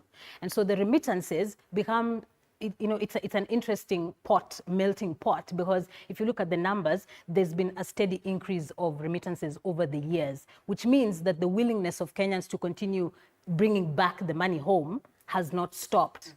But they do consistently focus on the aspect of how does my money work for me and what does that mean for my people back home? And that is where the government and the people have to come in together and collaboratively seek solutions that seek to push this country forward. Because again, resources are not the problem, accountability is. Is the problem. And of course, I think that as well answers this critical question of what then migrants help economies of both, those ones that are sending and receiving countries, and how they get to actually help in this, which is very critical. Senior, before I come back to you, we just get to understand what are some of the things that Kenyans can look out for to know that, this can be a scam, this cannot be a scam. I think Mr. Director or Mr. Producer, if we can have that link up that basically is under the State of Department for Labor. Do we have it? All right, we'll be having it projected so that we can look at some of, the rules that have been accorded by the ministry, that is as to what Kenyans need to look out for, but how many people get to visit this site. But when you are engaging an agency, what are some of the signs that you look out for that will help you, on the onset, know that this is a legit agency, this is not a legit agency? Because unaona huyu ni mheshimiwa mzima tu anaskamiwa. How much more for, watu wa kawaida? Actually, I'm so sorry about how he was scammed, and also I'm sorry to say that the agency which scammed you is both a travel agency and a recruitment agency. That falls also under the Ministry of Labor, which licensed. Because I can give an example. I run an agency in Uganda, I run an agency in Tanzania, and I run an agency in Kenya. We have rules which you cannot come up and say, okay, I'll do both. I'll be a recruitment agency and I'll be a travel agency. They cannot allow that. And in such a scenario, the company which scammed you has a right to say, okay, these are my people, I'm a travel agency. Okay. So it's also hard for the government to find out the truth. Is this person going as a tourist or is a recruitment agency? That's where the problem is. So you have to be very clear on the onset. Yes, from onset. Whenever you get a company telling you that, okay, I'm recruiting you and I'm giving you a visiting visa, be worried of that. If you get a company asking you that, okay, I need this kind of money, because, okay, there is companies, we have 4 categories of companies. We have a company which says that you will not pay anything. The other company, the other company pays everything for you. Okay. We have a company which gives you a contract, and in the contract states that I'll take the people, but I will not give you commission. Then the agent has to get some little amount of money as commission. The third one is a company which gives just a visa, will give you an employment visa, but will not provide their ticket and will not provide anything. And that means that it's you, the candidate, who bear all the costs. But how do you bear the costs? There are steps to follow. One, they will get you a visa, you pay a certain amount. They give you a ticket, you complete the payment. But whenever you get a company pushing, and actually, ideally, to be honest, most of the candidates who are taken by the agents, we have middlemen around. And you find 90% of people who have been conned are not conned by the agents. are conned by middlemen. Okay. And when it comes to relatives, you see, I may take a person of a neighbor or somebody. A neighbor will come and con you in the name of my company. And when it comes to conmanship, they will say, I've conned, but surely it's not me who has conned. It's the neighbor. Then we also have drug addicts. We have families which says, okay, me, I want my son to go. That's what I only want to hear. Yeah. Then he will entice you with money. Okay. And in the process, you don't have a job. When this person is tested for medical test, can't pass because he is totally sick. And the money is out. The money has already gone. Okay. Those are the challenges that we really face. It's not a one-way thing that the agent, but when you look at the way people are conned, is so much a history. Okay. When you need to find out how was this person conned, you may find that it's not even the agent who conned. Okay. But there are so many people in between. And of course, I'm glad that you bring us to that level or that perspective. But equally, I think we will go by what it is that the Ministry of Health speaks about when it comes to, just the things to look out for. And I think that we'll be looking at, after the break. But briefly on this other side, tuambieni stories zenyu, is there anyone who's excited about probably going abroad for work? I mean, I have personally been in that space. So sitajifanya ati sijui nini ama nini ama nini. I don't even think whether my money was ever given back. But equally, it was pressure. Yeah, family. Sasa imefika sasa uko ready, and sometimes actually it's even ready. Then you're asking yourself, is this really what you want? Then you take a back, and when you're taking it back, nobody's going to give you back your money, so you forget about that. So, ladies and gentlemen, is there anyone who's felt like maybe they have had the pressure? Oh, right behind there, uko na mic. Quickly, yes, and maybe weigh in on the conversation. Okay, ladies and gentlemen. Iko sawa, I think. So. Good evening, ladies and gentlemen. Good evening. Thank you so much, Linda, for this opportunity once again. Thank you. My name is Wanjala Silas. I'm a medical doctor intern in waiting. Okay. And I'm also a mentor. I mentor high school students. Nice. So, for me, this conversation inspires sanctimonious and sacramental. And I'm overjoyed to be here. So, while I was a medical student last year, I was really eager to go to the US, or rather the UK. There's this thing, USMLE, where every medical student has a dream to go to abroad so that they can do their residency there, so that they can go to the greener pastures. Okay. But I really want to know where we can draw the line between these, because in Kenyans it seems we are fond of funding our desperation. Tunaambiwa in Swahili, wahenga na wahenguzi, that sikio la kufa alisikii dawa. Really? And definitely, if I have seen someone being scammed, I will not believe. I want to test. I just want to put my hand there so that I get the lesson, so that I get to know, is this really true or not? But definitely you've come to see that the good book says you shall know the truth, and the truth shall set you free. And definitely you have come to be told the truth tonight, of which I'm very much interested to know more and more. And in medicine, there's something called, when you say pathognomonic, it means something that you can spot on, see, and say that this is a scam. Okay. I would like to identify or the experts to tell us what is the pathognomonic sign of a scam, of which we Kenyans, or my mother back in the village, in Huruma village in Kitale, Trans Nzoia, can see, or my friend called Oscar there in the village can see and say that I can identify a scam by a spot or by a pathognomony that I have noticed. And I think that's basically what I asked. What are some of the things to look out for? Madam HR, I read what is on our screens and I see work permit. So largely it's about work. But, like the CEO speaks about, some of the things that actually would push people to go abroad. Sometimes you don't even bother whether you are a professional. As long as umeambiwa uko mrefu, wanataka mabouncer, wanataka nini, we actually do not get to think about, of course, our capabilities to actually go and work and deliver. What are some of the HR perspectives that you suppose could be incorporated into these processes so that even when we really lead people out to the market, wasiambiwa wanaenda huko kutrainiwa, at least mtu anatoka hapa kama ako fully baked, and then they are certain that they're going there as professionals. Because also this element of going somewhere when you're not a professional is what actually gets you saying, okay, let me take what it is that is there, because then after all, sijasomea, sijafanyia anything and all that. I am not a professional in that angle. But allow us to take a quick short break and then we come back, respond to that briefly. Okay.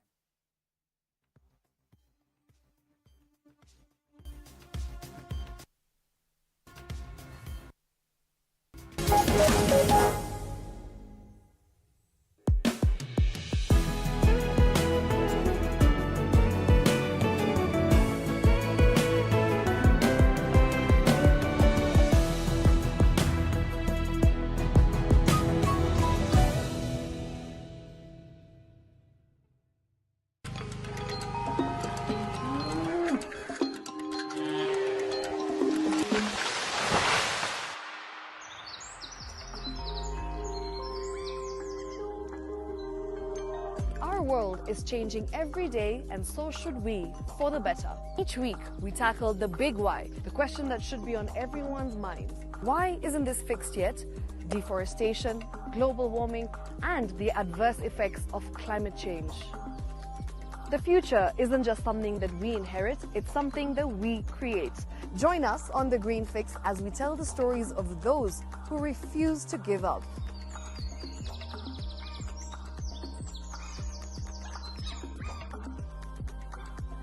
When it comes to fixing the planet, there is no time to waste. Join me, Shiksha Arora, on Thursdays at 9 p.m. on The Green Fix as we look into the big why, you and I.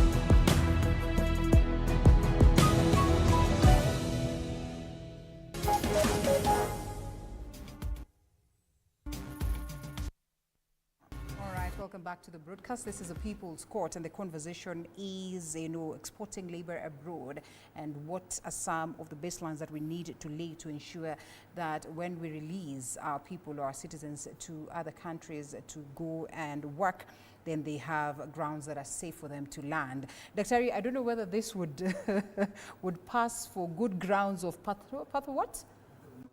I don't know whether they will be good enough, but basically what you find on the Ministry of Foreign and Diaspora Affairs, State Department for Diaspora Affairs, they are highlighting some of the things that you need to look out for so that you are keen to proceed or to work with a certain agent. Of course, I'll not be able to look at everything, but there are some of them that are mentioned here. Recruitments must be by an agent who is duly registered by the Ministry of Labor. I think that we have talked about. They tell you to ensure you request for proof of valid certificate of registration of the agent and verify the same via NEA. I have gone to this processes. I'm telling you, wasichana wanakuanga wanakaa wako na baridi hapo kwa viti. I don't even know whether they have the energy to ask ati hebu tuoneshe certificate yako. I don't even know whether they think about it, and you have seen that, Na unajua agent anawasomea mpaka wananyenyekea hivi, because you feel like if you are going to be aggressive enough, they're going to tell you off and deny you that chance. And avoid dealing with illegal subs agents and brokers. They tell you the employment contract must be in English and must be duly authenticated by the recruiting agent and State Department of Labor, Ministry of Labor and Social Protection. Carefully read the employment contract. Ensure you fully understand the terms and conditions. Ensure you undergo any mandatory pre-departure training, and the duly accredited training institutions do not pay any fees to the recruitment agent before counter-checking with the National Employment. Complaints of labor contracts should be directed to the Principal Secretary, State Department for Labor. I don't even know whether Kenyans understand that or nowhere. Check before departure. What are some of the things that you need to look out up? Let's have it up a bit. Yes, ensure you have a passport with validity of at least 6 months. Secure a valid visa pass, which must be stamped on your passport or accompany your passport. Always keep a photocopy of your passport and visa. You must possess a copy of the employment contract. Acquaint yourself with local labor laws, working and living conditions of the intended country of employment. Acquire the contact address, telephone of the Kenya's diplomatic representation in the intended country of employment. In the country, sasa ukiland pale, you're told secure custody of your passport. I just don't know how easy it is for them. Most of the time, unaambiwa ficha sijui kwa sanduku wapi ama all that. You know, do not sign any other employment contract or any blank paper. That is upon arrival. And again, upon arrival, register with Kenya's diplomatic representation as provided for in your passport. Consular services at the earliest possible. It's important that you get them. In the event of loss or damage of passport, notify Kenya's diplomatic representation immediately. Ensure your employer process or resident work permit is on, and fully comply with the labor laws, including restraint to participate in strikes, protests, of course, now when you're on the other side.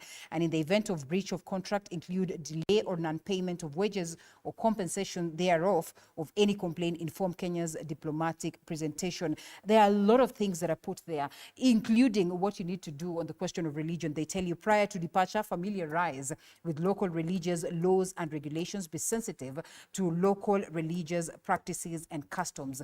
This only good in paper and or what? We'll be coming to you to respond to that. But Madam HR, what would you want to see incorporated? Because even these laws speak of how you should undergo training prior or, you know, before you travel abroad. But most of the times you actually get to see some of these people actually going abroad to be trained from there as opposed from home.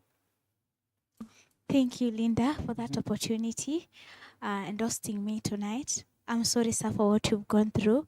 I'm HR and I'm also a career coach.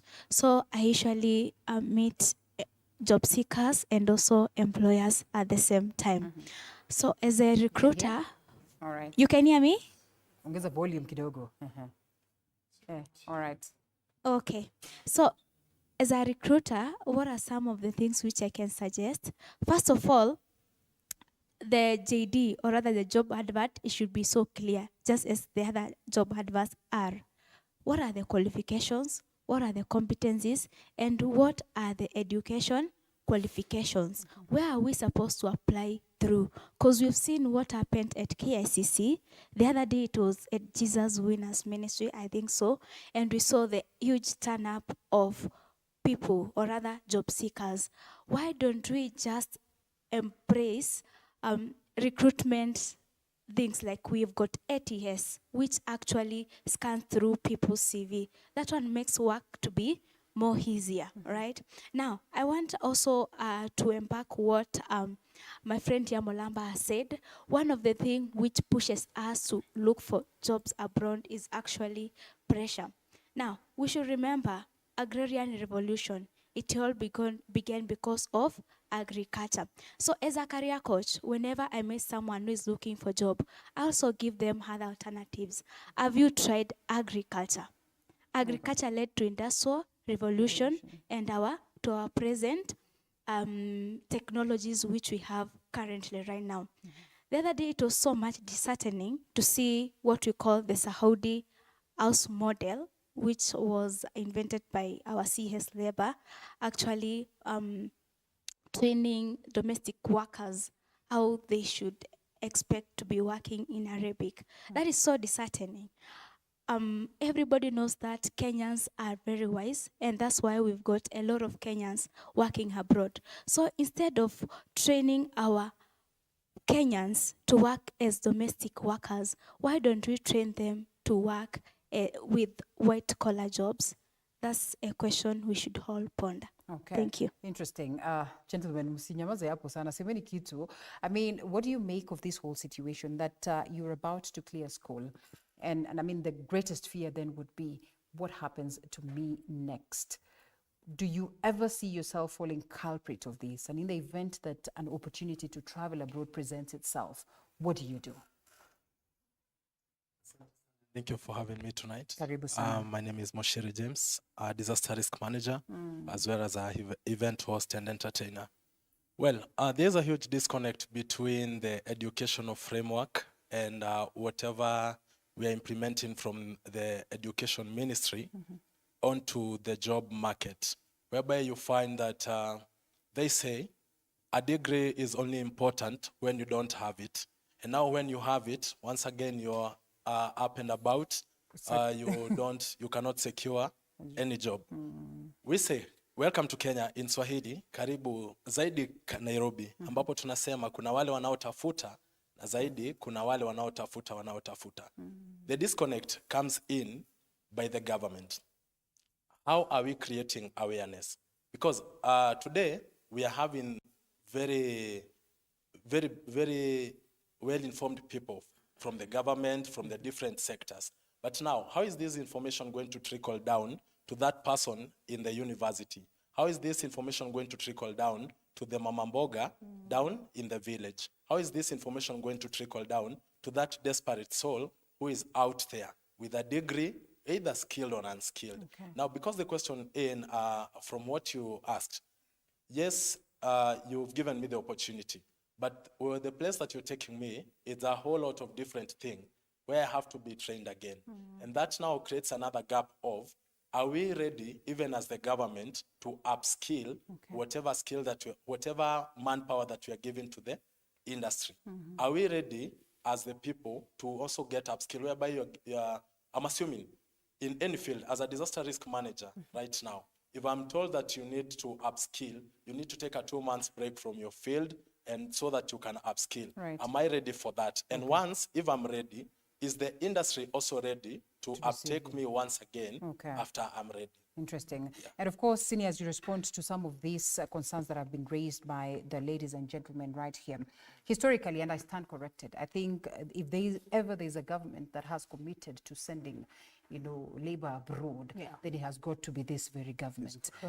Do you suppose some of these concerns that have been raised have been factored in so that even when we talk about what agencies have done and what they have lacked to do, then we also understand that those ones that are being sent by government are in safe hands?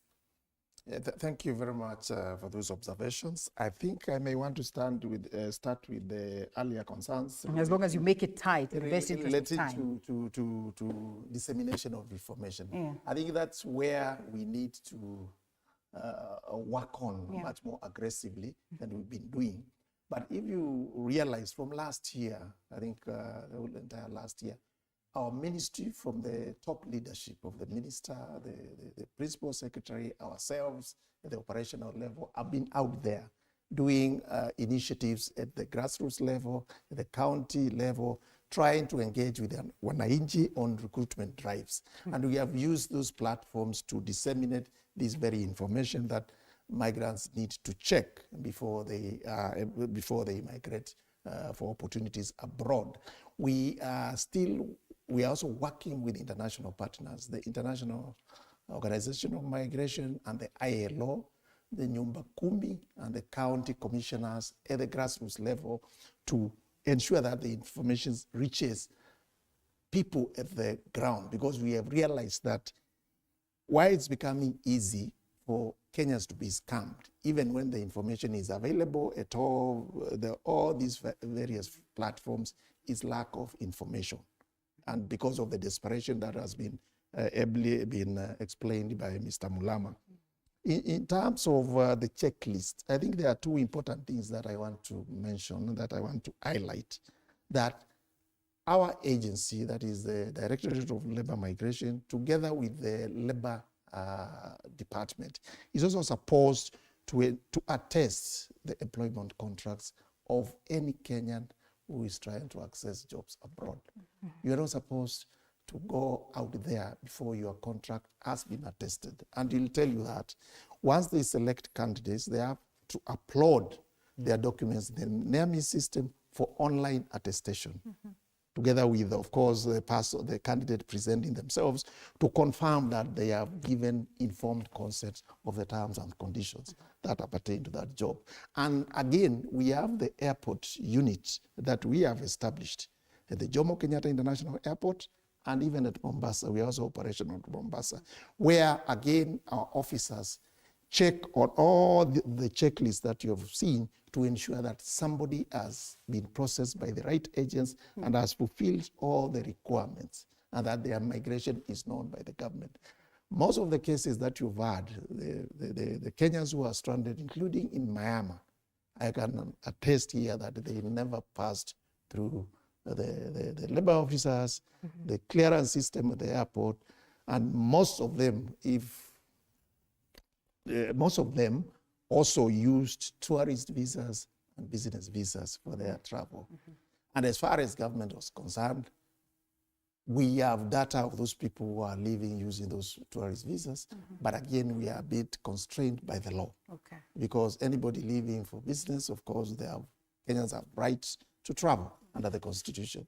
We cannot stop them, but we have raised these issues within government, and we are trying to look for a way of redressing them, because most of it is perpetrated by the travel agencies.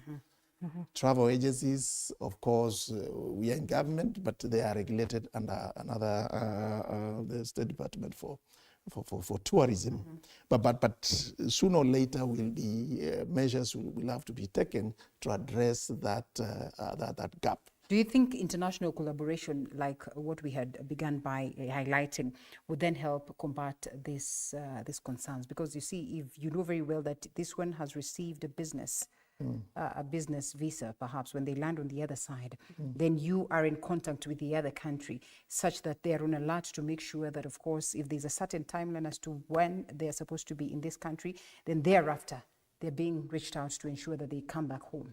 We have attempted to do that with a number of partnering countries, destination countries, particularly some of them the UAE and others in the Middle East.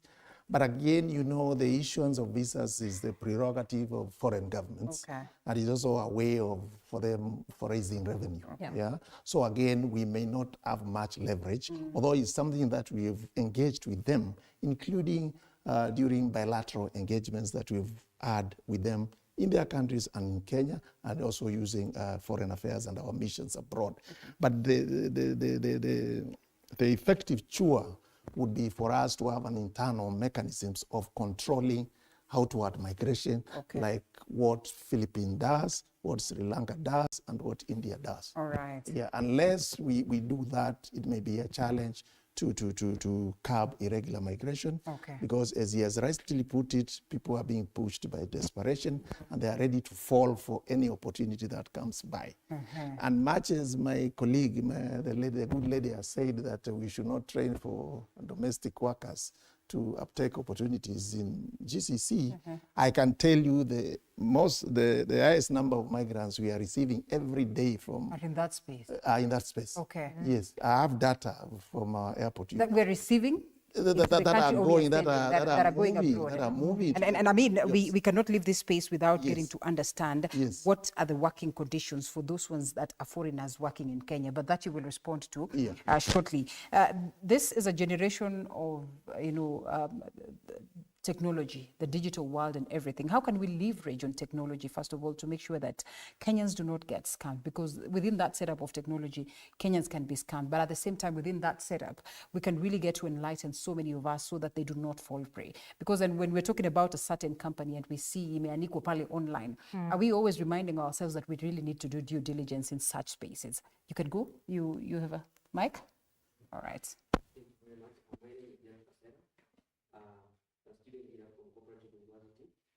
You can take the mic with Mulamba. I'm told that is not audible. And I'm privileged to be hosted here.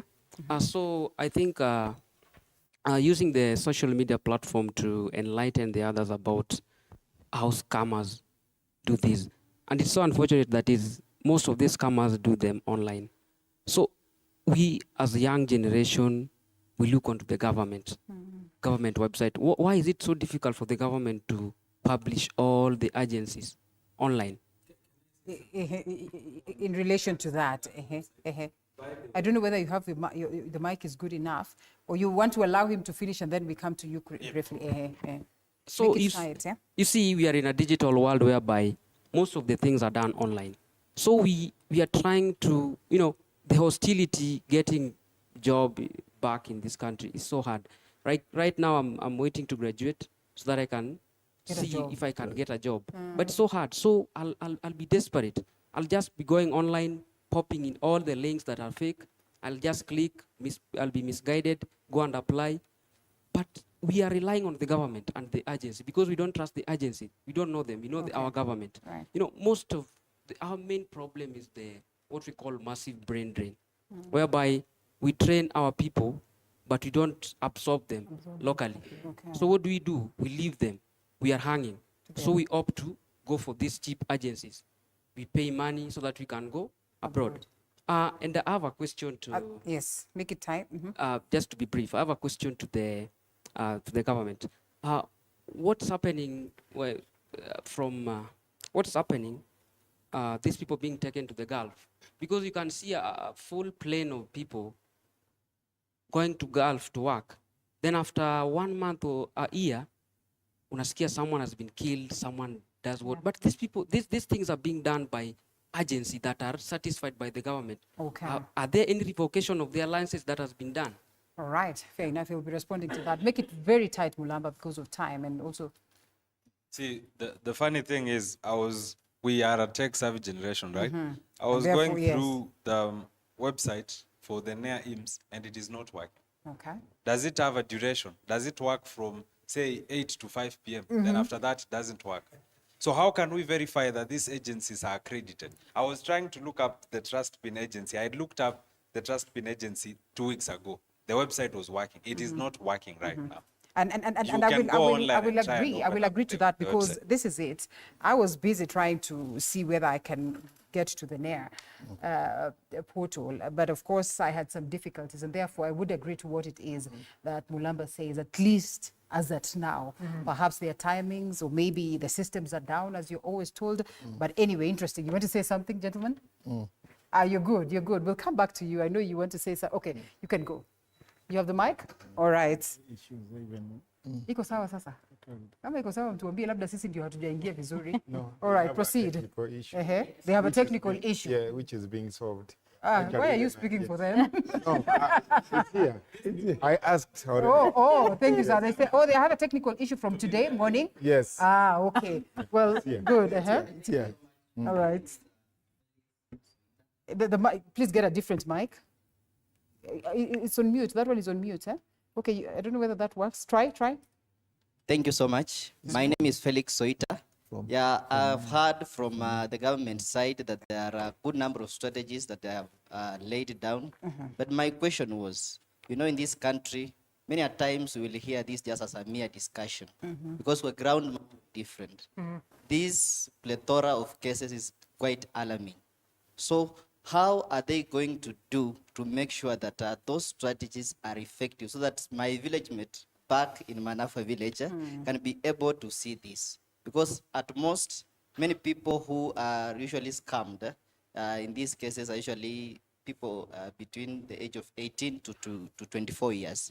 So how are they going to make sure that there is proper sensitization? If it is in universities, I haven't seen any conference where we can be taught about this, we can have that sensitization. So what are they doing? I'm just seeing it as just a mere discussion because I haven't seen anything on ground. Thank you. And I'm afraid that I am not supposed to declare this, but I am worried that we might leave this space having not gotten pretty much tangible solutions to the concern that we're raising. But we appreciate that we are raising an alarm, and we appreciate that we're highlighting some of the things to look out for. And in that space, then one would want to understand what are some of the high-risk sectors when it comes to labor transportation. What are some of the areas in unasema, hizo jobs zinakuanga mingi sana, like what she speaks about, domestic works and all that. And what are some of the areas that people need to look out for and to be very careful when they're being told that there are jobs abroad as to this and all that? Because you see, when someone is being taken abroad as a professional, sometimes there are grounds as to, you making sure, or you being sure that, of course, this is something legit. But on these other spaces, when I'm going to Ukwe bounce and Ukwe nani and everything, I mean, what are some of those ones that Kenyans should be keen on, especially when they're told that there's this availability of job abroad or on this other side? Thank you so much. Where the problem is mostly is the unskilled labor or same-skilled. If you are going like bonsa, security, construction worker, housemaid, those are the issues where we get a lot of people being scammed. You should be cautious about it. Then I would also answer, there is somebody who asked that the people are dying. Okay, that thing, honestly, if you follow it very well, you may find that there is no death. The death which comes up actually is, we create it. Most of the problems that we face actually, I'm talking out of experience because I own a school which trains people who are going abroad, and I also have an agency that takes people abroad. What happens on the side of our sisters, mostly these are people who go to the Middle East, isn't it? And they are very strict on their laws. There is no, a man and a woman, it's very rare to find you together. But in the process that you've got pregnancy, how do you get out of it? That's death. 2, there is no alcoholism. You find actually people making local brews from all kinds of manners. They end up in jail. And that's why you find that the government is still taking people. However much you hear people crying, the government is taking people because they know the truth. The truth is, most of our girls, I'm not saying all, they die because of pregnancy. Okay. Yes. That's the truth. Now you are just beginning the show and we're about to close. I'm speaking out of, I'm saying, I own a training. So what do you say? So are you trying to say that they're trying to get rid of the pregnancy, or what exactly? Exactly. That does not justify. I don't. Yes. And I'm saying the problem here, by the way, we are not even angry at the recruiting agencies. We are angry at the government trying to take us out of our own country. Instead of creating employment opportunities here, instead of funding entrepreneurship programs here, and instead of factoring in manufacturing and industrialization and equipping it. The government is not interested in that. In fact, wanataka ama youth wote waende. And fair enough. Let's allow Senior to say something as we come to a close. Perhaps tell us, what lessons do we pick from this, because we have to close. I have something to raise before 30 seconds. Yeah. So you're saying our girls out there, they are breaking the laws of that land. Does it mean... Stand up. That does it mean? Yeah. Tumeona the other day, there was that lady mwenye alikuwa Vietnam and he was about to be killed. The other day pia there was a British mwenye na whatever happened, and Kenya was sanctioned. So does it mean Kenyans are less valuable? Thank you. Interesting. Even the same in Lebanon. Tumeona wakati ilikuwa inapigana huko. Yes. Wakenya wanaumia huko. Wanahangaika. Sasa it's not about pregnancy. Ile kitu ningependa kuuliza the government side. Mimi wakati nilipa pesa ya IEBC 2022, nikaenda nikalipa Equity. Nikajua na nikaambiwa mzuri, usipo faulu kuwa cleared by IEBC, hizo pesa zitarudi. I'm requesting that this government watengeneze a bill where if ukienda kwa embassy ukuwe uja faulu, hiyo pesa irudishwe. Sababu unanielewa? Sababu embassy ama labda agency, because maybe agency. Sababu wao wanachukua pesa ili yali wakijua tuseme ni watu 100 wameapply, they know 80% will fail. Kwa hivyo they carry away our money. Unaona? Na hawa vijana, sababu mimi ni mzee, baba ya some of these wanasema wao ndio wanatoa, sio wao, sisi ndio tunatoa pesa tukiwapea. Unaona? Kwa hivyo let them be very clear that if one is not successful, at least a certain amount irudishwe. Yes. Okay. Itakuwa mzuri. Hata ni kama nitachukua hii conch kutoka kwako nipatie dakika kidogo sana tukimalizia.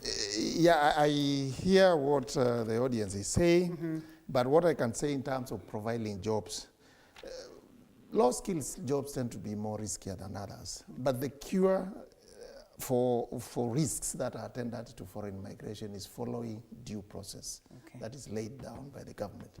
That's the only cure that can guarantee you, because you may land into a distressed situation even when you have nice and decent job. But if the government is aware, either here at home or in the country of destination through our embassies, then we'll be able to come for you. And that's where we are working on Kenya Migrants Welfare Fund to look into the distress issues of migrant workers. Okay. That's one of the measures that we are taking. In terms of as we close, the yes. refund that you're talking about, I think we will also be informing you that if you are not aware, that recruitment agencies are by law allowed to charge some minimum commission. Yeah, that is equivalent to 1 month's basic salary. But most of them, of course, tend to overcharge that money. But we understand why they do that, because most of these jobs have become very competitive. It's not only Kenyans who are looking for these jobs out there. Other countries are equally doing the same and are more aggressive and have been in that business for many years. So they pay for the opportunities that you see here in the country. They are forced to pay some money by the employers there. And he'll tell you that. To get a visa, sometimes they are asked to pay tens of dollars to get those visas so that our people can get those opportunities. So that, in a way, tends to make them, ask for a commission that sometimes go beyond what the law provides. We are aware of that, but we are working with the partnering governments through the bilateral labor agreements to ensure that any commission that is paid is within the law and does not violate obligations that we have signed to with the ILO and the IOM. Okay. Thank you. Asante sana. All right. Diaspora Alliance, the people who are abroad must register to be members? Yes. What are some of the benefits if you're told you're going to go abroad and you have concerns? Well, there's so many benefits. First of all, is it in closing or this is just? In closing. In closing. Well, first of all, I'll just remind you again, this conversation around remittances and what is happening in the country is symptomatic of the foundation. There's a problem that is present in our country. And as has been mentioned before, migration is not going to stop. Even if we decide, let's say idealistically speaking, we decide that we are going to have a country that works in a certain way, some people for one reason or the other will decide, they'll still make the decision to leave. Yeah. However, the foundations have to be proper. And like has been mentioned by my colleagues here. Samita. Yes.